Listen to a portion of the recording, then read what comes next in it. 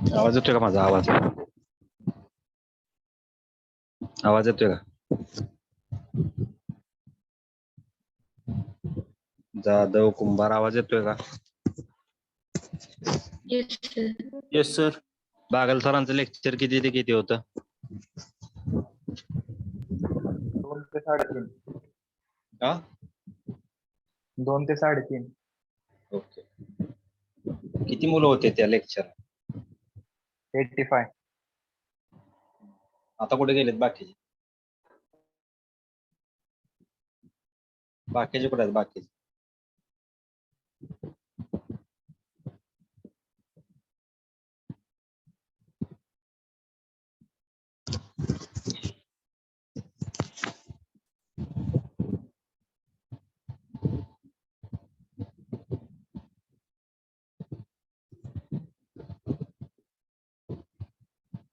ठीक आहे, जेवढे विद्यार्थी प्रेझेंट असतील तेवढ्यांचं लेक्चर घेऊ. काल आपण लीडर या टॉपिकची रिव्हिजन केली. त्यानंतर टीचिंग, लर्निंग एक्सपिरियन्स आणि लर्निंग सिच्युएशन आणि एलिमेंट्स ऑफ लर्निंग सिच्युएशन. तर हे पॉइंट आपण कालच्या लेक्चर मध्ये बघितले. त्यानंतर आपण परसेप्शन हा टॉपिक बघणार होतो, पण त्याच्या अगोदर आपण जो महत्वाचा टॉपिक आहे तो टॉपिक आपण बघूया, इंटेलिजन्स. आता सगळ्यांना माहित आहे इंटेलिजन्स म्हणजे हुशार असं आपण मराठीमध्ये म्हणतो, आणि इंटेल म्हणजे हुशार असणारा. म्हणजे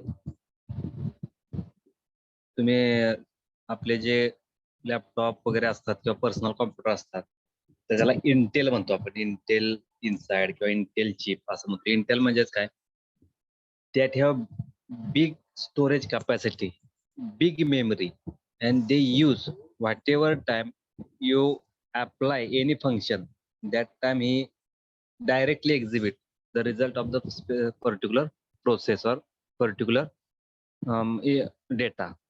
जो डेटा आपण त्याच्यामध्ये इन्सर्ट करत असतो किंवा इनपुट देत असतो, तर त्या डेटाचा डायरेक्ट एक्झिबिशन किंवा डायरेक्ट रिझल्ट हा तुम्हाला तिथे मिळत असतो. फॉर एक्झाम्पल, तुम्ही कीबोर्डवरती काहीतरी टाईप केलं तर लगेच पीसीवरती दिसत असतं, कारण कोडिंग लँग्वेज आहे. आपण कोडिंग मध्ये त्याला इनपुट देत असतो आणि ते आपल्याला अंडरस्टँडेबल लँग्वेज मध्ये त्याचं कन्व्हर्जन करून तुम्हाला डिस्प्ले केलं जातं. त्याला आपण इंटेल म्हणतो. तर आता इंटेलिजन्स ही आपल्या पर्टिक्युलर इंडिव्हिज्युअल लेवलवरती किंवा एखाद्या कम्युनिटी किंवा एखादा all person or all human being ह्याशी रिलेटेड कन्सेप्ट आहे. आणि आपण ही कन्सेप्ट ही इंटेलिजन्स कशामुळे आली, तर आपण ग्रुप हा टॉपिक बघितलेला होता. ग्रुपमध्ये आपण शिकलेलो होतं, man live in group, without group they can't live. Group शिवाय तो जगू शकत नाही. ग्रुप मध्ये असेल तर तो व्यवस्थित जगू शकतो. ग्रुप जर व्यवस्थित असेल तर ते कोऑपरेशन असेल, कोऑर्डिनेशन असेल, सपोर्ट असेल किंवा अजून फर्दर मोर स्टेप्स कॅरी करणं असेल, तर त्यासाठी तुम्हाला ग्रुपमध्ये राहणं आवश्यक असतं. आणि historical man they already living in a group, because at that time त्यावेळेस कसं असायचं, hunting is required for getting food. म्हणजे शिकार करणं, वेगवेगळे हिंस्र प्राणी असतात ते मारणं आणि ते आपल्या उपजीविकेसाठी त्याचा वापर करणं. तर त्यासाठी ते काय करायचे, ग्रुपमध्ये राहायचे आणि ग्रुपमधून ते आपले शिकार करून आपला उदरनिर्वाह किंवा आपली उपजीविका तिथं करत असत. पण आता human being that one progress in large extent as compare to other animal. आता जेवढे काही सजीव आहेत ह्या सगळ्या सजीवांच्या मध्ये एकच असा मनुष्य प्राणी आहे की त्याच्यामध्ये ग्रोथ अँड डेव्हलपमेंट झाली. मग कशाची? ब्रेनची ग्रोथ अँड डेव्हलपमेंट झाल्यामुळं त्याच्यामधलं जे काय स्किल असेल, नॉलेज असेल किंवा all other characteristics they exhibit when they behave in the society और when they behave in the surrounding environment. ज्यावेळी तो सराउंडिंग एन्व्हायरमेंट मध्ये जातो, त्या सराउंडिंग एन्व्हायरमेंट मध्ये त्याचे जे काही वेगवेगळे कौशल्य असतील किंवा ज्या काय उपजत गुण असतील तर ते दाखवण्याचा प्रयत्न करत असतो. ते कशामुळे होतं, इतर जे अॅनिमल असतात किंवा लिव्हिंग थिंग्स असतात तर ते only go forward for just live a complete day और complete life on the particular earth planet. आपल्या पृथ्वी तलावरती त्यांचं फक्त जीवनमान जेवढं असेल तर ते जीवनमान कम्प्लीट करणं आणि देत होणं किंवा तिथून आपलं जीवन संपवणं त्याच्यासाठी असतं. पण ह्युमन बिईंग किंवा मनुष्य प्राणी हा असा एक डेव्हलप्ड लिव्हिंग बिईंग किंवा developed human they progress to some large extent. बऱ्याच मोठ्या प्रमाणावर त्याची विकास झाला आणि ह्याच्यामध्ये they expect more and more in their life. आणि आपल्या जीवनामध्ये जास्तीत जास्त गोष्टी हा मनुष्य प्राणी एक्सपेक्ट करू लागला. And after that he identify as a selfish. तिथून पुढे त्याची एक ओळख निर्माण झाली की स्वार्थी किंवा एक सेल्फिश व्यक्ती म्हणून त्याची ओळख झाली. बघितलं तर तुम्ही जमिनीची मशागत करणं, निसर्गाचा वापर करणं, नैसर्गिक स्रोतांचा उपयोग करणं, प्रदूषण वातावरणातल्या वेगवेगळ्या घटकांचा वापर करणं, त्यानंतर मातीचा पिकासाठी असेल किंवा त्या व्यतिरिक्त अजून इतर गोष्टींसाठी त्याचा वापर करणं. म्हणजे त्याच्या डोक्यामध्ये जेवढं काय चालतं तुम्ही बघितलं असेल आता अर्थ प्लॅनेटवरती जेवढं काय डेव्हलपमेंट झालं असेल, इन्फ्रास्ट्रक्चर असेल किंवा रोड फॅसिलिटी असेल किंवा अदर थिंग्स असतील जे तुम्हाला आता डोळ्यांनी दिसतात, तर या सगळ्या माणसाने केल्या. मग याच्यातून तुम्हाला जाणवते की माणूस हा किती हुशार प्राणी, म्हणजे इंटेल अॅनिमल असं आपण म्हणतो किंवा Intel human being.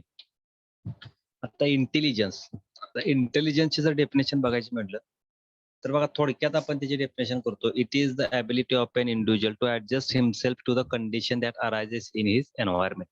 Standard definition आहे आणि एकदम ॲक्युरेट डेफिनेशन. आणि ही डेफिनेशन तुम्हाला बऱ्याच वेळेला लिहायला पण विचारली जाते, ऑब्जेक्टिव्हला पण विचारली जाते, डेफिनेशनला विचारली जाते, मॅच द पेअरला विचारली जाते. So most important definition is the intelligence is the ability of an individual. आता त्याची एक क्षमता असते, ॲबिलिटी म्हणजे त्याला आपण क्षमता म्हणतो. काय क्षमता असते? ऍडजस्ट हिमसेल्फ, त्याला आपण अडॅप्टॅबिलिटी, बॉटनीमधला तुम्हाला शब्द माहिती आहे अडॅप्ट. अडॅप्ट म्हणजे काही वातावरण सराउंडिंग सिच्युएशन असतो. मग एखादा प्रॉब्लेम रेज झाला की तो प्रॉब्लेम सॉल्व्ह करणं असेल, एखादा ऑब्स्टॅकल तिथं असेल तर त्या ऑब्स्टॅकल वरती ओव्हरकमिंग करणं असेल, किंवा कुठले एखादे अनफेवरेबल सिच्युएशन असेल तर ती फेवरेबल सिच्युएशन करणं, तर त्याला आपण ऍडजस्ट म्हणतो. तर त्याच्यामध्ये तो ऍडजस्ट करतो himself to the condition that arise in his environment. की ज्या ठिकाणी ज्या सिच्युएशनला तो आहे त्या सिच्युएशनला तो तिथलं कंडिशन मध्ये तो ऍडजस्ट करत असतो आणि त्या सराउंडिंग एन्व्हायरमेंट मध्ये तो इमर्ज होत असतो. माझा आवाज येतोय का? आवाज येतोय का? Yes sir. ओके. तर त्या सराउंडिंग कंडिशन मध्ये किंवा सराउंडिंग एन्व्हायरमेंटल कंडिशन मध्ये तर तो रेज होत असतो. म्हणून आपण डेफिनेशन करत असताना intelligence is the ability of an individual to adjust himself to the condition that arises in his environment. तर सेकंड डेफिनेशन वेस्टलरनं दिल्या की it is the aggregate of global capacity of the individual to act purposefully, to think rationally and to deal effectively with his environment. त्या aggregate म्हणजेच काय? सर्वसमावेशक असं आपण त्याला म्हणतो. सर्वसमावेशक कशाला म्हटलं जातं? आता हुशार व्यक्ती म्हणजेच काय? त्याला फक्त नॉलेज असणं म्हणजे हुशार असं म्हणत नाही, त्याला फक्त स्किल असणं म्हणजे हुशार म्हणत नाही. तो सराउंडिंग एन्व्हायरमेंट किंवा अनफेवरेबल सिच्युएशन मध्ये नंबर ऑफ प्रॉब्लेम सॉल्व्ह करणं म्हणजे त्याला हुशार असं म्हणत नाही, किंवा त्याचं प्रॉपर पॉझिटिव्ह ऍटिट्यूड एक्झिबिट करणं म्हणजे त्याला आपण इंटेलिजन्स म्हणू शकतो. तर ऍग्रिगेट सगळ्याच गोष्टी त्यामध्ये येतात. नॉलेज असेल, स्किल असेल, ऍटिट्यूड असेल, त्यानंतर फेवरेबल अनफेवरेबल कंडिशन्स असतात. तर या सगळ्या ज्या ऍग्रिगेट एकत्रित ज्या काय सगळ्या गोष्टी असतात किंवा global capacity of an individual किंवा त्याच्यामधल्या ज्या काय अवगत गुण असं आपण त्याला, ग्लोबल म्हणजे जे काय तुम्हाला ज्ञात असेल. मग तुम्हाला काय तुम्ही बघितलं असेल जे ट्रॅडिशनल पर्सन्स असतात किंवा जे हिस्टॉरिकल पर्सन आहेत,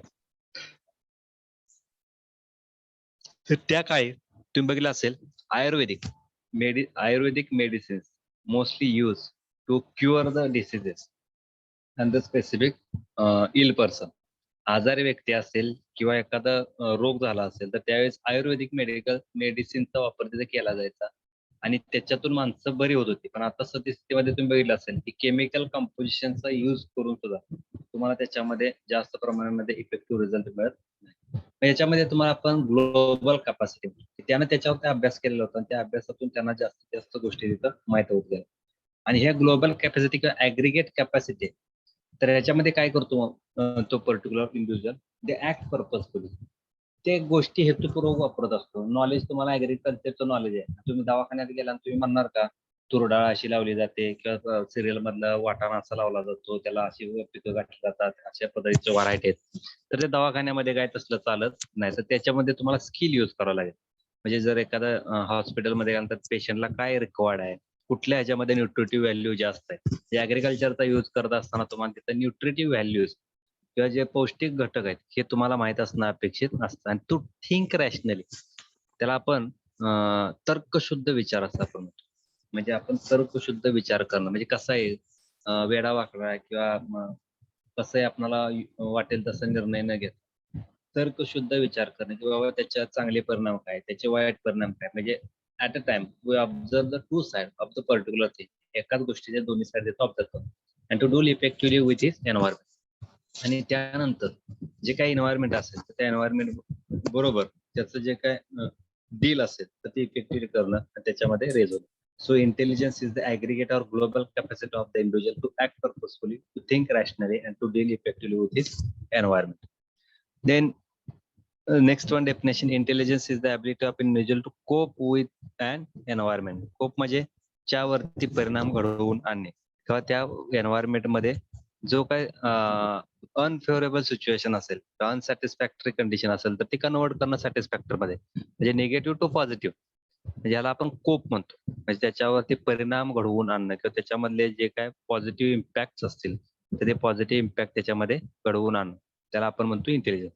it is the ability of individual to cope with an environment. म्हणजे हुशारी कशाला म्हणतात, की जर पुढं एखादी अडचण असेल तर ती अडचण दूर करून त्याच्यावरती मात करणं, त्याला आपण हुशार असं म्हणतो. आता मिनिंग, त्याच्यामधून तुम्हाला डेफिनेशन समजते की आपल्याला ह्या व्यक्तीची ॲबिलिटीज फक्त बघायचे. आता त्या व्यक्तीची क्षमता काय पाहिजे, त्याच्यामध्ये तुम्हाला सगळ्या गोष्टी येतात. टू लर्न, शिकणं, नवीन काय गोष्टी असतात तर त्याची शिकण्याची क्षमता, ability to adapt to the environment. सभोवतालचं जे वातावरण आहे त्या सभोवतालच्या वातावरणामध्ये ते अडॉप्ट होणं. Ability to think rationally and general tendency towards achievement. तर्कशुद्ध विचार करणं आणि एक पर्टिक्युलर टेंडन्सी टुवर्ड्स अचिव्हमेंट. एखाद्या चांगल्या गोष्टी असतात तर त्या चांगल्या गोष्टी मिळवणं, असं एक त्याची कॅपॅसिटी, त्याला आपण इंटेलिजन्स असं म्हणतो. Individual differ in their ability to learn, to adjust to new situation, manage things, person and ideas. These differences due to the intelligence level of an individual. आता याच्यामध्ये बघितलं असेल तर intelligence level is different in each individual. प्रत्येक व्यक्तीमध्ये हुशारी ही वेगवेगळी असते. आपण एका वर्गामध्ये 120 विद्यार्थी असतील तर 120 विद्यार्थी ऍग्रिकल्चरला आले म्हणजे सगळ्यांचे इंटेलिजन्स लेवल सेम नसते. IQ हा इंटेलिजन्स क्वेश्चन हा सेम नसतो, पण त्यांचा जो बुद्ध्यांक असतो तर त्याचा एक लिमिटेड बाउंड्री असते. आणि त्याच्यासाठी तुम्हाला एक्झरसाइज महत्वाचा असतो. Again and again revision is most important, exercise is most important for memorising and increasing the intelligence level. तर तुम्हाला सुद्धा तुम्ही जर रोज मोबाईल घेऊन बसला तर तुमच्या मोबाईल मधली हुशारी वाढू शकते, पण अभ्यासामधली हुशारी वाढू शकत नाही. कारण तुम्ही पुन्हा पुन्हा त्या मोबाईल मध्ये बघत असता, पुन्हा पुन्हा मोबाईलचे फीचर्स बघणं, मोबाईलच्या त्या फीचर्स मध्ये त्याचा वापर कसा केला जातो, त्या फीचर्स मधून आपल्याला काय पुढं इम्पॅक्ट मिळतो हे तुम्ही शिकता. मोबाईल मधला पार्ट अँड पार्ट तुम्हाला तिथं समजत असतो. म्हणजे कुणीही न शिकवता तुम्ही ते शिकत असता, कारण त्याच्यामध्ये तुम्ही इंटरेस्ट घेता आणि त्याच्यामध्ये तुमची हुशारी तिथं दाखवत असता. पण तशीच जर हुशारी तुम्ही स्टडीमध्ये सुद्धा दाखवली, म्हणजे स्टडीमध्ये सुद्धा तुम्ही वारंवार एकच गोष्ट केली तर ती पुन्हा कधीही तुमच्या लक्षातून जात नाही किंवा कधीही ती विसरली जात नाही. तर कुठल्याही गोष्टीला रिहर्सल किंवा रिव्हिजन किंवा रिपिटेशन हे महत्वाचं असतं. रिपिटेशन असेल तर तुम्हाला त्याच्यामध्ये एक हाय लेवलवरती एक सक्सेस किंवा हाय लेवलवरती तुम्हाला एक प्रॉपर जे काही एक्सपेक्टेशन असतील किंवा अचिव्हमेंट्स असतील तर त्या ठिकाणी तुम्हाला मिळून जाते. So the different is the intelligence level in the individual, in learning, in the situation, managing the situation or adjusting the situation, managing the things, then persons and ideas. तर त्याला आपण काय म्हणतो, इंटेलिजन्स. आता याच्यामध्ये जर तुम्ही बघितलं तर intelligence is form by different scientist can be categorised in the 3 groups. तर वेगवेगळ्या सायंटिस्टने आपलं हुशार कुणाला म्हणायचं प्रत्येकानं आपल्या मतानं मांडायला सुरुवात. आता याच्यामध्ये पहिला जो शास्त्रज्ञांचा ग्रुप होता त्यांनी काय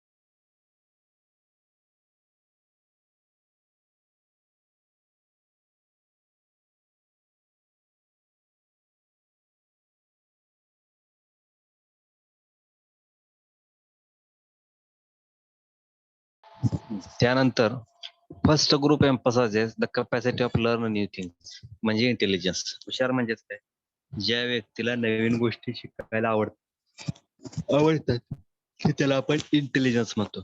दुसऱ्या ग्रुपनं काय सांगितलं, the group says that capacity of an individual to adjust the new environment, नवीन वातावरणामध्ये ऍडजस्ट करणं, are more intelligent than those not adjust with the new situation are less intelligent.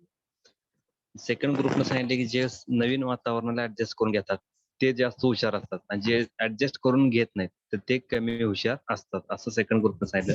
Third group emphasise the capacity of understanding and abstracting the thing, म्हणजे तुम्ही एखादी गोष्ट understand करत असताना त्याच्यामधली capacity, म्हणजे तुम्ही 10 पानं जर एखादं पुस्तक वाचलं तर त्यातलं एका पानामध्ये ते पुस्तक कसं लक्षात ठेवायचं, 10 पानं वाचलेलं पुस्तक तुम्ही कसं लक्षात ठेवा, त्याला आपण ऍबस्ट्रॅक्टिंग थिंकिंग होतो. म्हणजे तुम्ही पुस्तक वाचलं आणि तुम्हाला जर विचारलं काय तू पुस्तकामध्ये वाचलं तर तुम्ही काय ओळ पाठ करत नाही, का ओळ सांगत बसत. तर त्यातला महत्वाचा जो भाग असतो हायलाइट अँड पॉइंट्स असं आपण त्याला म्हणतो, किंवा नोटिसेबल पॉइंट्स असं आपण त्याला म्हणतो. तर तेवढ्याच गोष्टी तुम्ही तिथं नमूद करत असताना तेवढ्याच गोष्टी समोरच्याला तिथं सांगत असता. So third group emphasise the capacity of understanding and abstracting the thinking. Then above definitions are not opposite but short definition intelligence is given below. सगळ्या डेफिनेशन बरोबर आहेत, त्यातून एक आपण जर त्याचं कॉम्बिनेशन केलं तर intelligence is defined as a capacity of solving problem by using the past experience, adjusting with new things and understanding the abstract things by using the symbol. आता हुशार म्हणजेच काय, हुशार म्हणजेच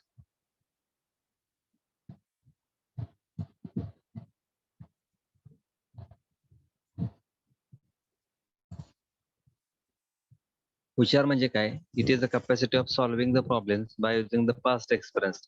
अशी कॅपॅसिटी की आपण भूतकाळातल्या काय गोष्टी असतात तर त्याचा अनुभव घेणं, ऍडजस्टिंग विथ न्यू थिंग्स, नवीन गोष्टीला समरूप होणं, आणि understanding the abstract thing by using the symbol, वेगवेगळे सिम्बॉलिक रिप्रेझेंटेशन की ज्या मार्फत आपण ऍबस्ट्रॅक्टिंग थिंग म्हणजे त्या गोष्टी तिथं लक्षात ठेवणं.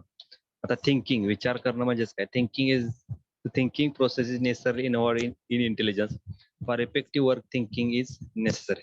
आता थिंकिंग म्हणजेच काय, ही तुमची इंटेलिजन्स मधली अतिशय महत्वाची गोष्ट आहे. विचार करणं असं आपण त्याला म्हणतो. तुम्ही जर विचार करत असाल तर त्याच्यामध्ये तुमचा इंटेलिजन्स लेवल तिथं वाढत. तुम्ही जर विचारच करत नसाल तर तुमची इंटेलिजन्स लेवल तिथं वाढत नाही. त्यामुळे तिथं म्हणले thinking process is necessarily involve in intelligence. तुमच्या इंटेलिजन्स मध्ये विचार करणं ही काळाची गरज आहे किंवा अतिशय महत्वाचं आहे. फॉर इफेक्टिव्ह वर्किंग, कार्यक्षम जर वर्किंग तुम्हाला पाहिजे असेल तर त्यावेळेस तुम्हाला विचार करणं गरजेचं असतं. कारण तुम्ही बघितलं असेल, विचार करा आणि नंतर बोला, बोलल्यानंतर विचार करू नका असं आपण म्हणतो. म्हणजे यू थिंक बिफोर टॉक, बोलण्याच्या अगोदर विचार करा, अँड टॉक अपॉन थिंकिंग म्हणजे विचार करून त्याच्यावरती बोलण्याचा प्रयत्न करा.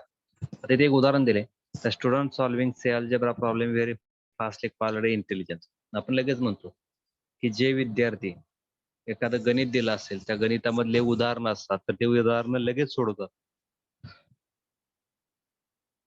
त्याला आपण एकदम हुशार विद्यार्थी म्हणतो. Who solve it is less intelligent, जे वेळानं सोडवतात तर ते कमी हुशार असं आपण म्हणतो. आणि हु कॅनॉट सॉल्व इज डल, जे सोडवू शकत नाहीत त्याला गंड असं आपण म्हणतो, किंवा जे हुशार नाहीत असं आपण त्याला म्हणतो. पण intelligence is process of action and reaction. Intelligence he action and reaction process आहे.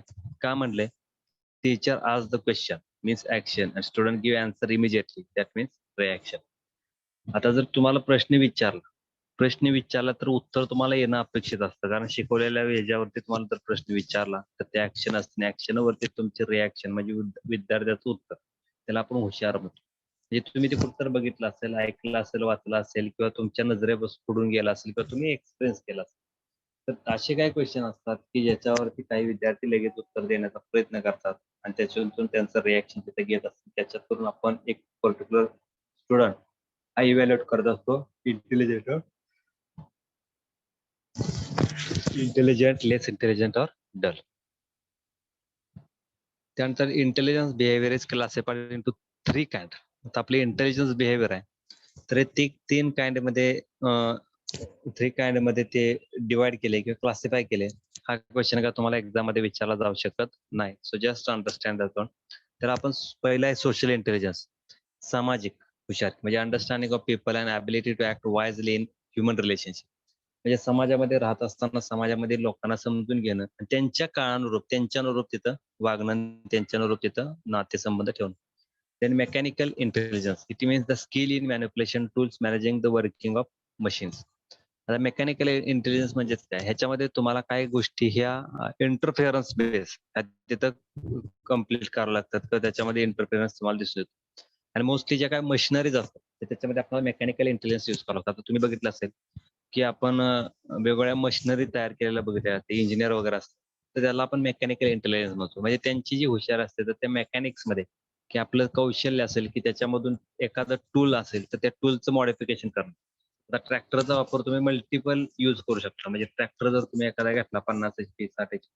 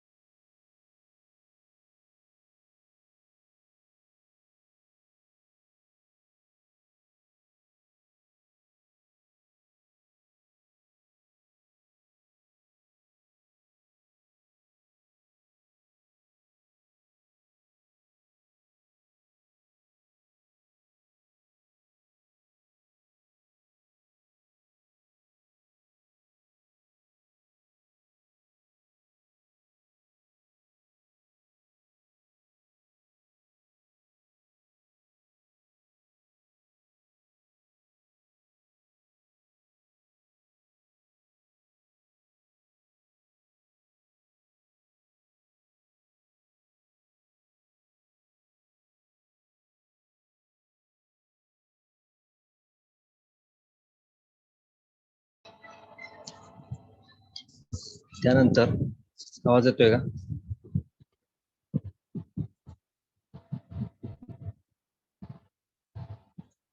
मेकॅनिकल इंटेलिजन्स याच्यामध्ये तुम्हाला जे मेकॅनिकल टूल्स असतात तर त्याच्यामध्ये मॅनिप्युलेशन केलं. तर abstracting intelligence is the ability to handle symbol and ideas such as words, numbers, formulas and scientific principle. तर ऍबस्ट्रॅक्टिंग इंटेलिजन्स याच्यामध्ये तुम्हाला जे काय आपले डेटा असतो किंवा एखादी इन्फॉर्मेशन असते तर ती इन्फॉर्मेशन आपण एका सिम्बॉल मध्ये, वर्ड मध्ये, नंबर मध्ये किंवा एका सायंटिफिक प्रिन्सिपल बेस आपण ते लक्षात ठेवणं तर आपण ऍबस्ट्रॅक्ट इंटेलिजन्स असं म्हणतो. त्याच्यामध्ये तुम्हाला बरेच इंटेलिजन्सचे मेजरमेंट दिलेले आहेत. त्याच्यामध्ये बायनेट आणि सायमन यांनी एक इंटेलिजन्स टेस्ट तिथं डिटरमाइन केली आणि intelligence test containing objective type question. त्याच्यामध्ये तुम्हाला ऑब्जेक्टिव्ह टाइप क्वेश्चन विचारतात आणि express the result of this test in terms of age at with normal children make the equivalent score. त्याच्यामध्ये तुम्हाला काय केलं जातं, एक क्वेश्चन सेट तयार केला जातो आणि क्वेश्चन सेट एका पर्टिक्युलर एज ग्रुप म्हणजे काय 5वीचे विद्यार्थी असतील, काय 7वीचे विद्यार्थी असतील, काय 10वीचे विद्यार्थी असतील. आता हा क्वेश्चनचा सेट तयार करत असताना 5वीच्या विद्यार्थ्यांना जर 10वीचा क्वेश्चन विचारला तर त्याचं जे काय एज असेल त्याला आपण मेंटल एज म्हणतो. तर मेंटल एज हे 10वीच्या विद्यार्थ्याच्या लेवलचं ते मेंटल एज झालं, कारण तो 10वीच्या विद्यार्थ्याचा प्रश्नाचं उत्तर तो देऊ शकतो. आणि जर 10वीचा विद्यार्थी त्यांच्याच वर्गातल्या किंवा त्यांच्याच बुक्स मधल्या एखाद्या प्रश्नाचं उत्तर देत नसेल तर त्याचं मेंटल एज आपण ते पकडू शकत नाही. त्याचं मेंटल एज आपण कमी पकडतो, 9वी असेल 8वी असेल किंवा ज्या इयर मधल्या त्या क्वेश्चनचं तो उत्तर देऊ शकतो. तर ते आपण मेंटल एज पकडतो आणि त्याच्यावरती आपण त्याचं एक पर्टिक्युलर मेंटल एज ठरवतो. क्रोनॉलॉजिकल एज म्हणजे ॲज अ क्वेश्चन म्हणजे तुम्हाला तुमचं जे काय आता चालू वय असतं तर त्याला आपण क्रोनॉलॉजिकल एज असं म्हणतो. त्याच्यामध्ये जर तुम्हाला प्रश्न विचारला रिकमेंडेड डोस ऑफ राईस, मग थर्ड इयरच्या विद्यार्थ्याचा प्रश्न जर फर्स्ट इयरच्या विद्यार्थ्यानं उत्तर दिलं तर त्या थर्ड इयरच्या विद्यार्थ्याचं जे काय एज असेल तर ते एज त्याचं मेंटल एज म्हणून तिथं कन्सिडर केलं जातं. त्यानंतर French psychologist evolve good test of intelligence. French सायकोलॉजिस्टने एक इंटेलिजन्स टेस्ट इव्हॉल्व केली. त्याच्यामध्ये त्यांनी विद्यार्थ्यांना डिस्क्रिमिनेट केलं. त्याच्यामध्ये 2 टाईपचे विद्यार्थी त्यांनी डिस्क्रिमिनेट केले, डिफिशियंट इन इंटेलिजन्स आणि लेझी. काही हुशार असतात त्याच्यामधले काही इंटेलिजन्स आणि काही लेझी म्हणजे आळशी. दुसऱ्या स्टेपमध्ये त्यानं काय केलं, set of question paper for certain age group आणि काही क्वेश्चन पेपरचा सेट तयार केला प्रत्येक एज ग्रुपसाठी. आणि तो सेट ऑफ क्वेश्चन पेपर आता 2 ग्रुपमध्ये डिवाइड केलेले विद्यार्थी असतात. प्रत्येक एज ग्रुपमध्ये विद्यार्थी 2 कॅटेगरीमध्ये डिवाइड करा आणि त्यांच्यासाठी तो क्वेश्चन सेट तिथं सोडवायला दिला. Third, evaluate the question and find out which question out of list could be answered by the largest number of them. आणि ह्याच्यातलं त्यानं असं शोधून काढलं की जास्तीत जास्त कुठला प्रश्न विद्यार्थ्यांनी सोडवला, सगळ्या विद्यार्थ्यांनी जास्तीत जास्त विद्यार्थ्यांनी कुठला प्रश्न सोडवला त्याच्यावरून एक ऍव्हरेज कॅटेगरी ही इंटेलेक्च्युअल ॲबिलिटी तिथे डिटरमाइन केली जाते. आता इंटेलिजंट क्वेश्चन जर काढायचं असेल IQ तर इंटेलिजंट क्वेश्चन साठी तुम्हाला फॉर्म्युला आहे mental age upon chronological age into 100. Mental age upon chronological age into 100. Mental age म्हणजे मी तुम्हाला म्हणायचं 5वीच्या विद्यार्थ्याला जर 10वीच्या विद्यार्थ्याचा प्रश्न विचारला आणि त्या प्रश्नाचं उत्तर जर 5वीच्या विद्यार्थ्याने दिलं तर त्याचं जे मेंटल एज असेल म्हणजे त्याचं वय 10वीच्या विद्यार्थ्याचं वय हे 5वीच्या विद्यार्थ्याचं मेंटल एज बघायचं आणि क्रोनॉलॉजिकल एज म्हणजे त्याचं चालू वय तिथं चालू वय बघायचं. 100 कशासाठी करायचं तर eliminate the decimal points in the answer मध्ये जो डेसिमल पॉइंट येतो तो एलिमिनेट करण्यासाठी आपल्याला तिथं 100 ने मल्टिप्लाय करावं लागतं. त्या जर तुम्हाला ती रेंज येते तर त्यानंतर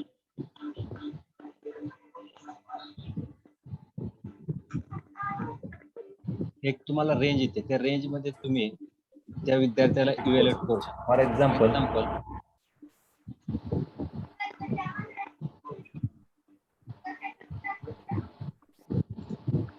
तुम्हाला स्क्रीनवरती दिसते बघा, स्क्रीनवरती तुम्हाला different categories indicating IQ level, वेगवेगळ्या कॅटेगरीचा IQ लेवल तुम्हाला दिले. फॉर एक्झाम्पल जर त्याचं रेंज ही बिलो 25 आली तर त्याचा इडियट आपण म्हणतो. इम्बेसाइल मध्ये 25 to 50, देन फिबल और मोरॉन म्हणजे उंचावूंची जसं आपण म्हणतो. 51 to 70 इन्फेरियर कमी हुशार. 71 to 80 डल एकदमच आळशी. 81.90 नॉर्मल याचे 91 to 100 ब्राईट म्हणजे आज थोडंसं हुशार. 101 ते 120 सुपेरियर 121 to 130. म्हणजे ह्याच्यामधले जे काय आन्सर आहे 122 उत्तर आलं तर तुमचं सुपेरियर, 57 जर उत्तर आलं तर तुमचं फिबल माइंडेड झालं, फिबल IQ लेवल झालं. त्यानंतर 147 जर आलं तर ब्रिलियंट स्टुडंट. त्यानंतर 187 जर आलं तर त्याला आपण जिनियस करू. आणि 26 आलं तर त्याला आपण इम्बेसाइल असं आणि 97 आलं तर त्याला आपण नॉर्मल एज ग्रुप असं म्हणतो. तर अशा IQ रेंज मध्ये ज्या रेंज मध्ये त्याचं उत्तर आहे तर त्या रेंज मध्ये जे IQ लेवल बघून ते त्याचं रिझल्ट झालं तर ते त्याचं इव्हॅल्युएशन झालं. जर 25 to 50 च्या मिडल मध्ये आला तर तो एम्बेसाइल असा. 71 to 80 च्या मध्ये आला तर त्याला इंटरव्ह्यू असतो. आणि याच्यामध्ये त्याने जो स्टडी केला, सायकोलॉजिस्टने स्टडी केला तर त्यांना असं ऑब्झर्व झालं की ऍव्हरेज नंबर तर नॉर्मल IQ लेवलचे मॅक्झिमम नंबर ऑफ पर्सन, त्यानंतर ब्राईट पर्सन, त्यानंतर डल पर्सन, त्यानंतर तुमचे सुपेरियर पर्सन, त्यानंतर इन्फेरियर पर्सन, त्यानंतर तुमचे व्हेरी सुपेरियर पर्सन, त्यानंतर फिबल माइंडेड आणि very less number of person categorised under idiot and genius. Idiot and genius मध्ये तुम्हाला लेस नंबर ऑफ पर्सन तुम्हाला बघायला मिळेल.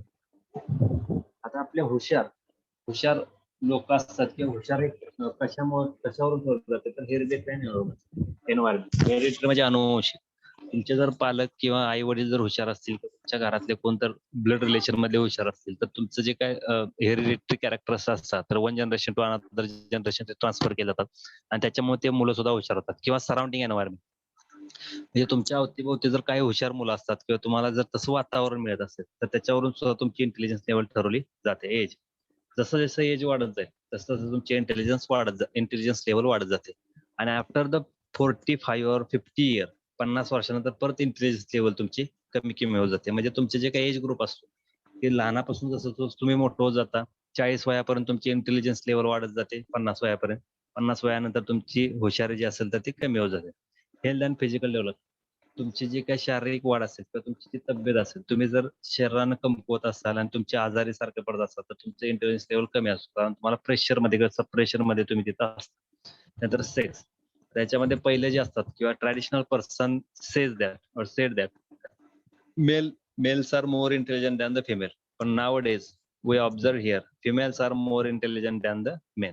कारण तुमच्या बरोबर आता मुली सुद्धा काम करतात किंवा तुमच्या लेवलचं जर जे एअर होस्टेस असतात किंवा जे एरोप्लेन साठी पायलट वगैरे असतात, तर जसं पहिलं मेल फक्त असायचे, पण आता फिमेल सुद्धा त्याच्यामध्ये तुम्हाला पायलट म्हणून बघायला मिळतात.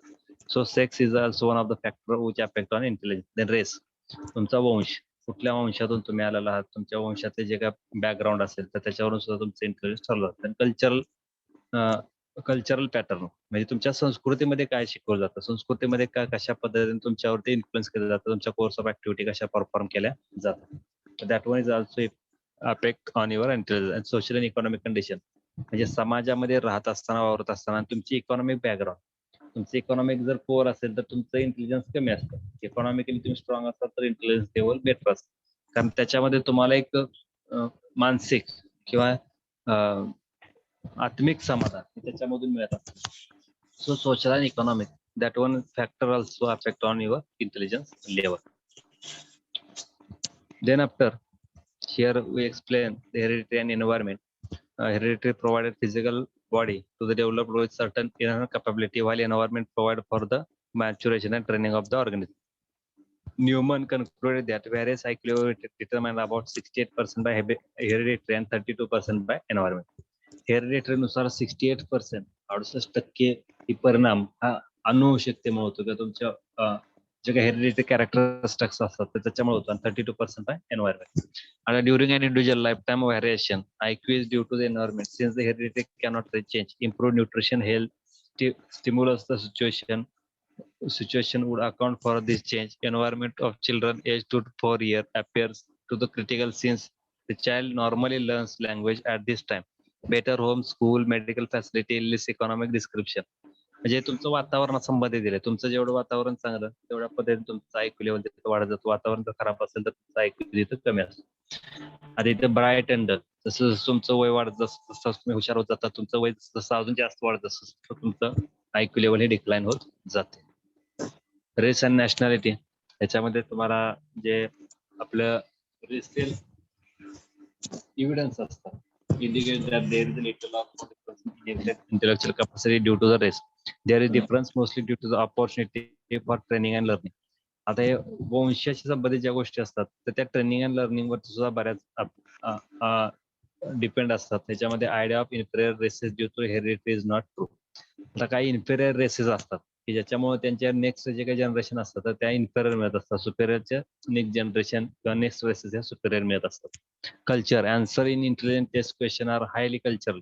Culture will determine the degree of person's attitude and ability. व्यक्तीची attitude and ability हे त्याच्यावरून ठरवली जाते. Then sex.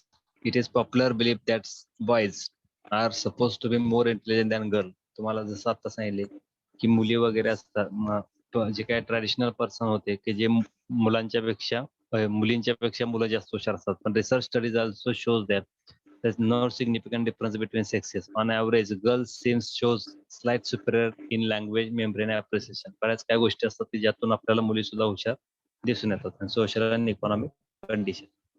Okay, so that one is the intelligence part.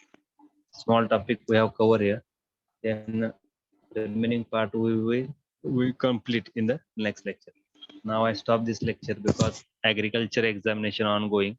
So number of student facing problem. So now I want to join this meeting today. So thank you all of you for participating here and attending the meeting. Only 55 students are present here. So I report